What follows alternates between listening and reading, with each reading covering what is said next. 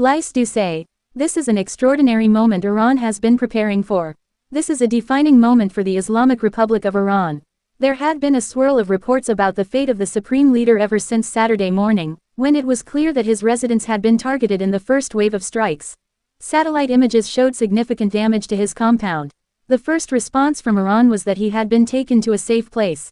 Then came news that the 86-year-old cleric was to speak on state television, but nothing materialized. By early evening, the Israeli Prime Minister Benjamin Netanyahu, in a televised address, announced that there are many signs that the supreme leader is no longer.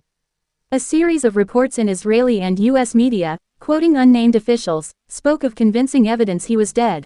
All the while, Iranian officials continued to deny it. But then, several hours after U.S. President Donald Trump announced the news on his social media platform, an Iranian state TV presenter tearfully announced the passing of the steadfast mountain of the Islamic guardianship, who drank the sweet pure draught of martyrdom.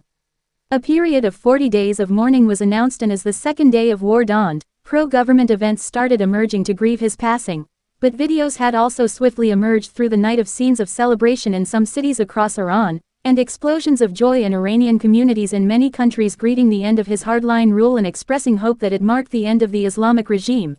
These are fateful moments in the turbulent history of the Islamic Republic of Iran, but its most powerful clerics and commanders have been preparing for it. Minds were concentrated during the 12-day war last June.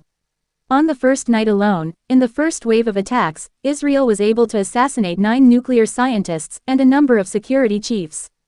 And in the days that followed, more senior scientists and at least 30 leading commanders were killed. It was made clear that the Ayatollah could also be in their sights. Follow live updates to this story.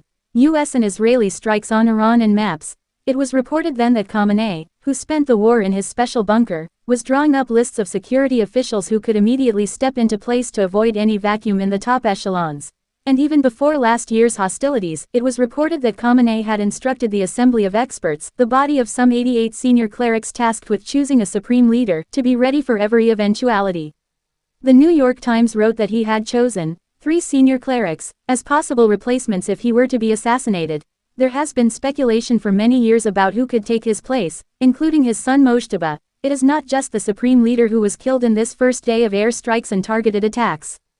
Those who are still in place, or have had to step into more senior roles, will want to send a message to the world that they are still firmly in charge and the succession will be seamless. But the end of the Ayatollah's 36-year rule will be a jolt to his supporters, most of all his aides and allies in the elite Islamic Revolutionary Guards Corps (IRGC), tasked with defending him in the Islamic Revolution at home and beyond. But the BBC has verified videos showing groups of people celebrating the reports of his demise on the streets of Tehran and Karaj.